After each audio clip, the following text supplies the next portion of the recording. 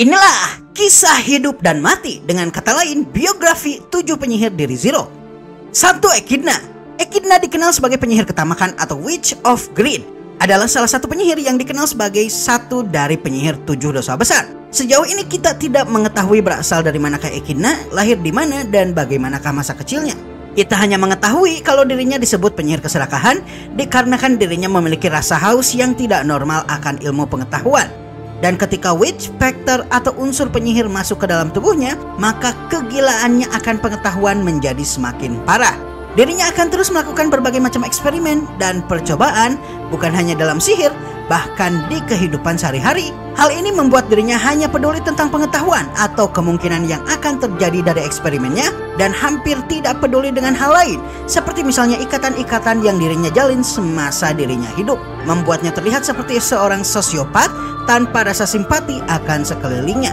Rasa serakahnya akan pengetahuannya inilah yang membuat Echidna membuat Beatrice menunggu selama 400 tahun di dalam perpustakaan keluarga Roswell hanya untuk mengetahui apakah keputusan Beatrice selama 400 tahun tersebut. Hal ini dirinya lakukan hanya untuk memuaskan rasa penasarannya atas apa yang akan terjadi, tanpa Echidna menyadari kalau hal ini menjadi beban yang luar biasa untuk Beatrice yang telah menjaga janjinya selama 4 abad. Dengan kata lain, bagi Echidna, perkataannya ini kepada Beatrice hanyalah eksperimen semata. Subaru yang menyadari kalau Echidna melakukan ini kepada Beatrice hanya untuk memuaskan dirinya akan keserakahannya terhadap ilmu pengetahuan dan eksperimen, akhirnya mengatakan kepada Echidna kalau Echidna dan para penyihir lainnya adalah monster yang dirinya tidak bisa mengerti. Kehidupan dari Echidna pada dasarnya diketahui dalam 2 bagian. Pertama, sebelum dirinya tinggal di Sand Story, dan yang kedua setelah dirinya tinggal di Sand Story. Sebelum dirinya tinggal di Sand Story, Echidna melakukan perjalanan dengan beberapa orang yang dikatakan sebagai perjalanan untuk menyelamatkan dunia. Beberapa orang yang melakukan perjalanan dengannya adalah Alec Hoshin, Varse Lugunica, Flugel, Satella, dan Raid Astrea sebelum peristiwa Great Calamity atau bencana besar yang terjadi yang disebabkan oleh penyihir kecemburuan 400 tahun sebelumnya menghancurkan setengah dari dunia. Setelahnya, Echidna kemudian tinggal di Sand Story, di mana pengetahuannya dianggap sebagai harta karun berharga, dan satu persatu para raja dan bangsawan mendatanginya untuk mendapatkan kebijaksanaan dari Echidna. Sayangnya, dikarenakan miasma penyihir yang dirinya keluarkan dari tubuhnya, tidak banyak orang yang bisa berada dengan dirinya di ruangan yang sama di saat bersamaan dalam waktu yang lumayan lama. Miasma yang keluar dari tubuhnya sebagai penyihir keserakahan ini akan membuat orang di dekatnya muntah-muntah. Dan apabila mereka tidak diselamatkan, mereka akan mati. Di Sand Story ini pula, Echidna selaku penyihir keserakahan melakukan banyak sekali eksperimen. Eksperimen ini Echidna lakukan untuk mengejar satu hal, yaitu keabadian. Dari eksperimennya atas keabadian ini, Echidna berhasil menciptakan roh agung artifisial atau roh agung buatan. Roh ini kemudian menjadi roh yang kita kenal dengan sebutan Beatrice. Tidak lama setelahnya, di Sand Story ini para makhluk lainnya muncul dan tinggal di sana. Umumnya mereka adalah makhluk ras campuran yang keberadaannya didiskriminasi. Termasuk di antara mereka adalah Ryuzo Meyer, seorang half-elf yang nantinya bertugas untuk melakukan pekerjaan-pekerjaan rumah Echidna dan kemudian menjadi teman baiknya Beatrice. Setelah para ras campuran ini, seorang anak bangsawan juga diketahui mendatangi Echidna. Anak bangsawan ini ternyata sakit-sakitan, dan setelah Echidna periksa, ternyata sakit yang dialami oleh anak bangsawan ini terjadi dikarenakan dirinya memiliki mana melimpah yang membuatnya mengalami keracunan mana. Echidna pun kemudian menjedot mana dari dalam tubuhnya. Dan selain itu, Echidna juga memberitahukan pemuda tersebut bahwa solusi dari kesembuhannya adalah dirinya mesti melakukan sihir secara berkala. Dan akhirnya pemuda tersebut kemudian belajar sihir dan menjadi murid Echidna. Nama pemuda ini adalah Roswell A. Mothers. Sementara di sisi lain, dikarenakan salah satu solusi untuk membuat seseorang abadi itu adalah dengan meninggalkan tubuh fana alias tubuh kita yang akan menua dan membusuk, maka dibuatlah segel Sand Story, di mana tubuh-tubuh buatan akan bisa lahir. Melalui mekanisme Sand Story pula, Echidna berhasil membuat barir penghalang yang akan membuat pengganggu tidak bisa memasuki wilayah tersebut. Namun, barir tersebut sendiri dan juga mesin penghasil klon tersebut tidak akan aktif tanpa pemicu yang akan membuat mekanisme dari sihir tersebut aktif. Nah, pemasangan barir ini terjadi dikarenakan entah kenapa Echidna dikejar oleh penyihir kesedihan Hector. Ketika Hector berhasil tiba di Sand Story, Ryuzo Meyer kemudian mengorbankan dirinya supaya barir bisa terpasang dengan memasukkan dirinya ke dalam kristal yang akan menjadi penyuplai barir penghalang. Akibatnya, Hector tidak bisa masuk ke dalam Sanctuary dan mekanisme penciptaan klon atau tubuh buatan dari pengorbanan Ryuzo Meyer pun berjalan. Setelahnya diketahui kalau Echidna meninggal dan tubuhnya yang terlihat seperti berada di usia 30 tahunan pun bersemayam di dalam makam yang diketahui apabila kita memasuki makam tersebut dan kita memiliki kualifikasi, maka kita akan membebaskan Sanctuary dari barir yang membuat para penduduknya terhalang untuk meninggalkan wilayah tersebut selama 400 tahun. Meskipun diketahui kalau Echidna meninggal, tanpa diketahui apakah penyebabnya, dirinya masih melakukan riset keabadiannya sebagai jiwa dan ingatan di Sanctuary. Sebagai contoh, Echidna diketahui membagi ingatannya dan menyimpan ingatan dari 5 penyihir lainnya di Sanctuary. Dirinya juga diketahui berhasil memanifestasikan dirinya ke dalam tubuh baru, seperti misalnya ke dalam monster roh serigala yang saat ini dimiliki oleh Anastasia Hoshin, salah satu tubuh buatan Ryuzo Meyer yang dikenal sebagai Omega, dan tubuh-tubuh lainnya. Jadi bisa dikatakan kalau Echidna ini adalah Orochimarunya ReZero. 2. Minerva. Minerva adalah penyihir yang dikenal sebagai penyihir kemarahan atau Witch of Wrath. Dirinya dikenal akan kepribadiannya yang naif dan sering terlihat akan menangis, walaupun Minerva sering menyangkal kalau dirinya tidak menangis dan marah. Menurut Nagatsuki Teppei, Minerva adalah karakter yang paling naif dari ReZero dan sangat mudah dan gampang dibodohi oleh orang lain. Dalam buku Kematian yang berada di Menara Pengawas Pleiades di Padang Pasir Augria, dikisahkan kalau Minerva dilahirkan 400 tahun yang lalu di sebuah wilayah di mana perang, perkelahian, dan konflik sering terjadi. Akibat dirinya lahir dan besar di tempat seperti ini, maka Minerva sering merasa stres dan tertekan. Akibatnya, dirinya sering terlihat menangis. Tidak lama kemudian, Minerva menyadari kalau menangis tak akan menyelesaikan masalah dan karenanya, dirinya pun mulai berlatih dalam pertarungan. Meskipun begitu, seiring berjalannya waktu, dirinya pun menyadari kalau latihannya ini tidak membuat perubahan berarti. Tidak hanya itu, dirinya pun kemudian menyadari kalau air mata yang sering dirinya teteskan bukanlah berasal dari kesedihan atau trauma yang dirinya miliki, namun dari kemarahannya. Dengan Authority of Wrath atau kuasa kemarahan yang dirinya miliki, dirinya kemudian memukul seseorang. Namun ketika dirinya memukul orang tersebut, bukannya terluka orang tersebut, malah sembuh dari lukanya. Minerva pun menyadari kalau dirinya memiliki kekuatan untuk memberikan dampak dan membuat perubahan. Dan pada akhirnya memutuskan akan memukul setiap orang yang dirinya lihat sebagai orang yang terluka. Tiap ada orang yang terluka, Minerva kemudian memukulnya dan akhirnya orang tersebut kemudian sembuh dari lukanya. Dan akhirnya Minerva pun kemudian bertualang untuk melakukan perjalanan mengelilingi dunia dan memukul siapapun yang dirinya temui terluka di dalam perjalanannya. Di perjalanan ini pula dirinya kemudian berhasil menjalani hubungan baik dengan para suku elf, dan hal ini membuat dirinya menyayangi orang seperti Emilia dan menganggap para suku elf sebagai teman yang berharga. Sayangnya dirinya tidak menyadari satu hal. Hal tersebut adalah untuk setiap pukulan yang dirinya lancarkan untuk menyembuhkan orang lain, maka bencana alam akan terjadi di suatu tempat. Setelah mengetahui hal ini, Minerva kemudian menegaskan kalau dirinya tidak peduli dengan bencana, luka atau kematian yang tidak dirinya lihat. Karenanya dirinya hanya terus menyembuhkan luka siapapun yang ada di hadapan dirinya, yang dirinya bisa lihat dan bisa dirinya rasakan dengan indranya. Dan setelahnya dia akan terus berpindah ke tempat lain di mana orang terluka atau orang yang terkena bencana diketahui berada di tempat tersebut. Peristiwa ini terlepas kalau dirinya menolong orang lain, pada akhirnya menyebabkan sakit kepala bagi banyak orang, dikarenakan dirinya juga menyebabkan bencana di sisi lain dunia untuk setiap serangan penyembuh yang dirinya lancarkan. Minerva pun akhirnya menjadi buronan dan banyak kerajaan dan juga negara berusaha untuk menangkapnya.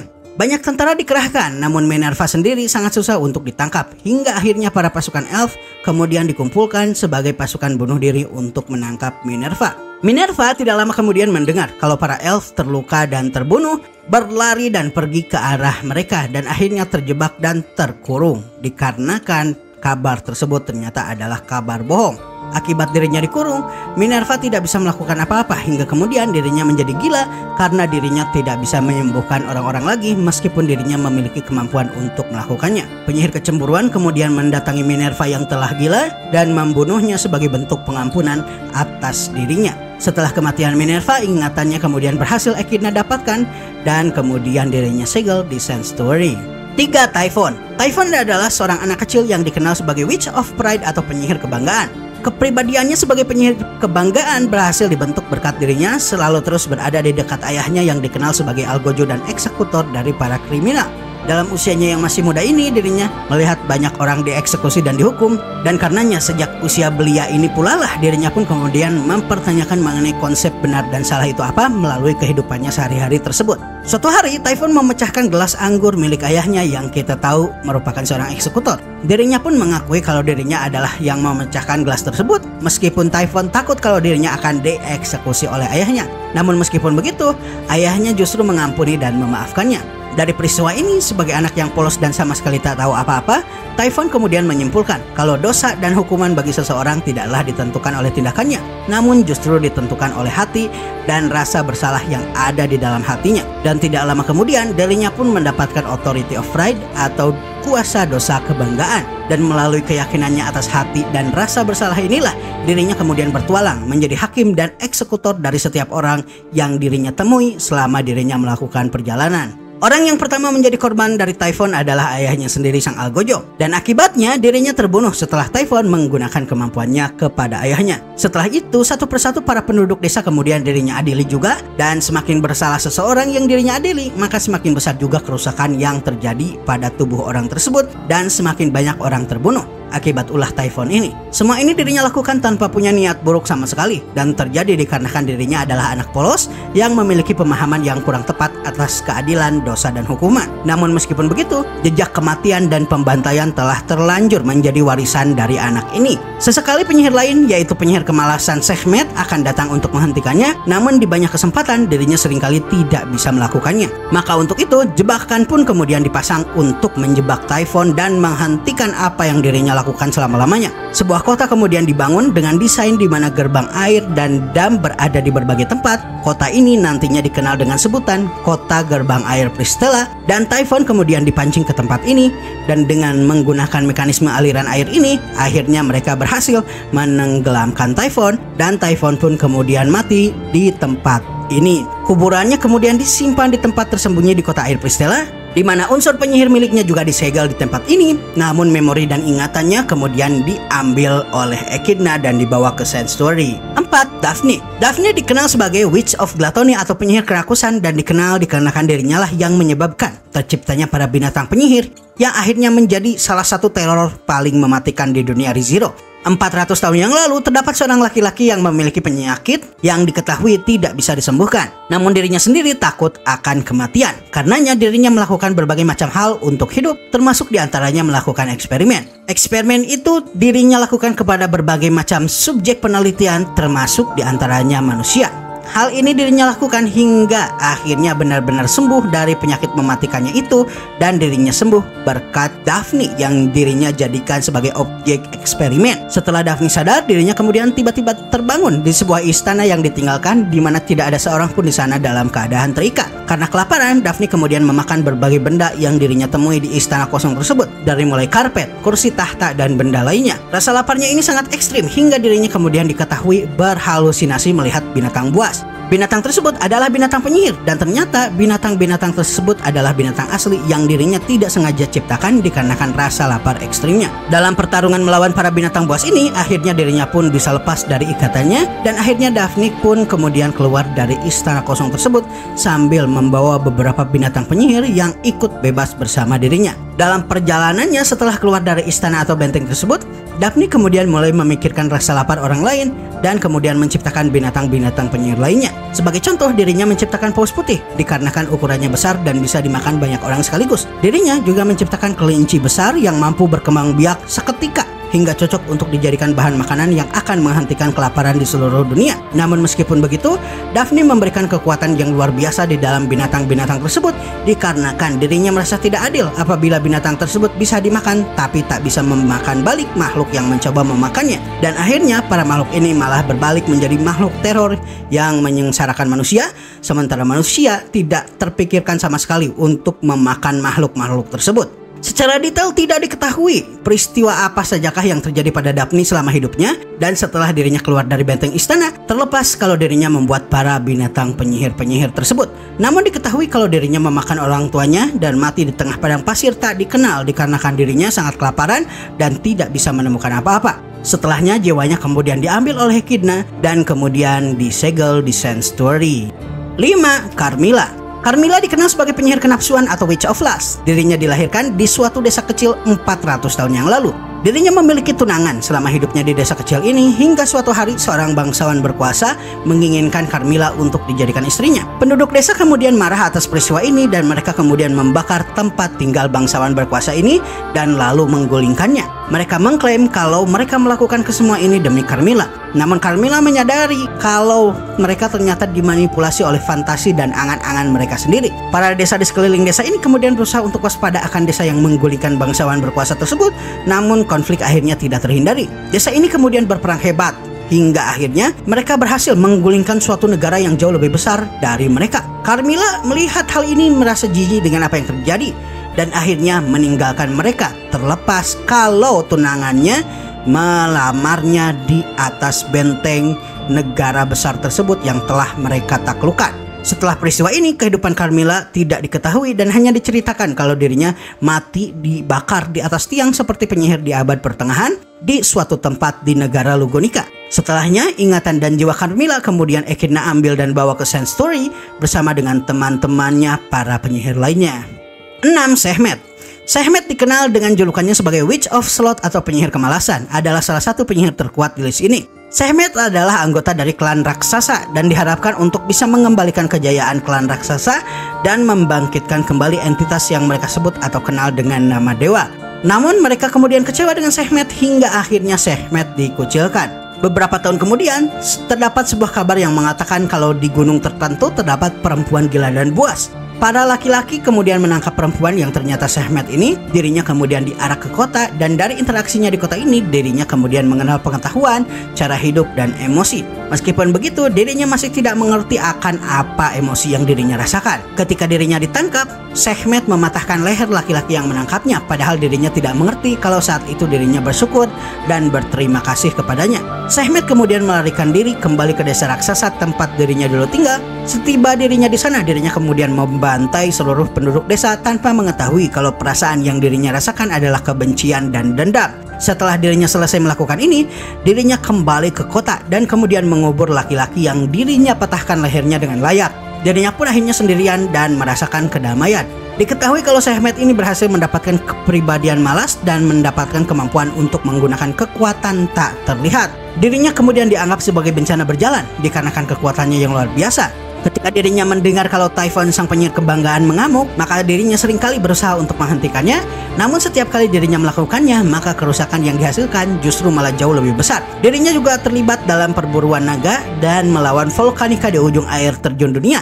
Sayangnya di dalam pertarungan ini, dirinya terjatuh dari air terjun dunia. Volcanica hidup karena bisa terbang, sementara Sekhmet mati karena tak bisa terbang. Setelahnya Echidna kemudian menyegel ingatannya di Sand Story dan sekarang dirinya dan para penyihir lainnya ada di dalam kalung yang dibawa oleh Omega, salah satu klon dari Ryuzo Meyer. Dan terakhir di nomor 7 tentu saja ada Satella. Satella sang penyihir kecemburuan atau Witch of Envy adalah satu-satunya penyihir di list ini yang diketahui tidak pernah mati dan saat ini disegel di padang pasir Augria dan disegel di tempat yang dikenal sebagai Evil Sealing Stone. Kelahirannya tidak diketahui, namun dirinya diketahui melakukan perjalanan untuk menyelamatkan dunia bersama dengan Echidna. Selain Echidna, dirinya juga melakukan perjalanan dengan Alec Hoshin, Farsa Lugunica, Raid Astrea, dan juga Flugel. Dalam perjalanan ini, Satella kemudian memasukkan witch factor atau unsur penyihir ke dalam tubuhnya, entah apapun alasannya yang ternyata tidak cocok dan akhirnya melalui unsur penyihir ini, Satella mendapatkan kepribadian ganda. Kepribadian lainnya dikenal dengan sebutan penyihir kecemburuan. Tidak lama Satella kemudian mengamuk, hampir menelan setengah dunia dan membunuh banyak sekali makhluk tak berdosa. Maka pedang suci pertama Raid Astrea, naga langit Volcanica, dan juga Flugel kemudian mengkombinasikan kekuatan mereka untuk mengalahkan Satella. Raid hampir saja terbunuh jika saja dirinya tidak dibantu. Dan kombinasi dari tiga kekuatan ini pada dasarnya hanya mampu menyegel Satella tanpa bisa membunuhnya.